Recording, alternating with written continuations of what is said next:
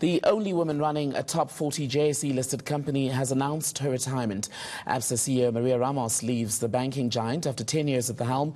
Women in South Africa only make up a fifth of directors serving on boards of publicly listed companies. To discuss these recently concerning statistics, in fact, they've not just been recent, but they've been concerning for decades now in the country. We're joined by Business Engage CEO Colleen Larson. Good morning to you, Colleen. What is the issue here? Is it that there aren't enough women to put in these positions, or that corporate South Africa simply doesn't want to put women at the very top? Well, I don't think it's that they don't want to. Most of the corporates that we are seeing now and the work that we are doing, it's just they're saying we don't know how. What is the process?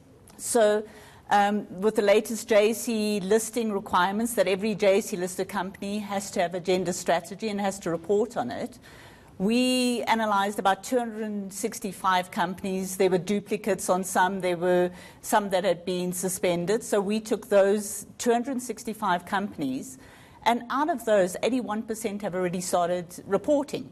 But when you say it's perhaps that companies don't know how to do this, as referenced in the introduction, this has been a conversation that's been ongoing for the better part of the last 2 decades. Why is it that companies with the financial resources and possibly the human capital to do this are struggling to make way for women to lead them?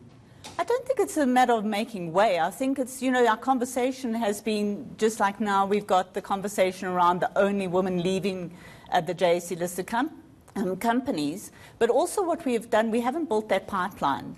So that is one of the things that we really need to start focusing on, because the women that are going to be required to fill the position of a CEO has to have unique qualities that will take those JSE-listed companies forward. I mean, the world's going into an era where female representation at the top is going to make that business sense. But are you saying that these qualities are needed then are often found more in men? Is that why we're seeing more men? No, I think we just don't tell the stories about what women are doing. And, when you hear the stories, it's mostly about what men are doing and how men are achieving.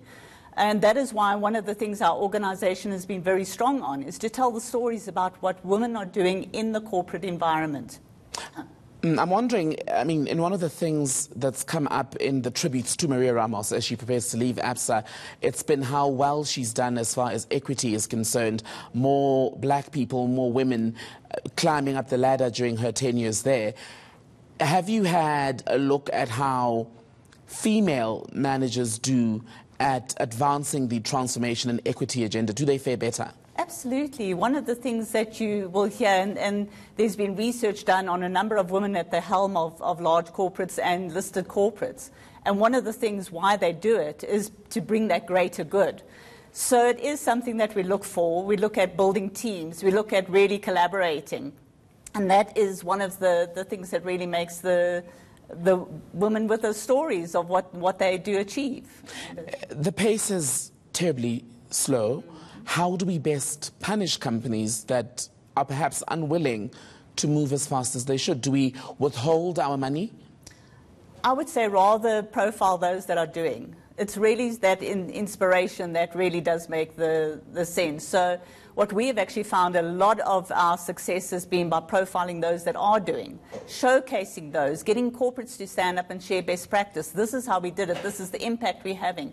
And that is what's having the results. But that's great at PR level. But we do need to get the others who aren't moving as fast as they should come to be on the same level as the rest. Absolutely. So something clearly has to give. What is that thing? Well, from a research perspective, we need the data to really unpack. So one of the things, we did launch our first report on the JSE-listed companies, and they're reporting in November.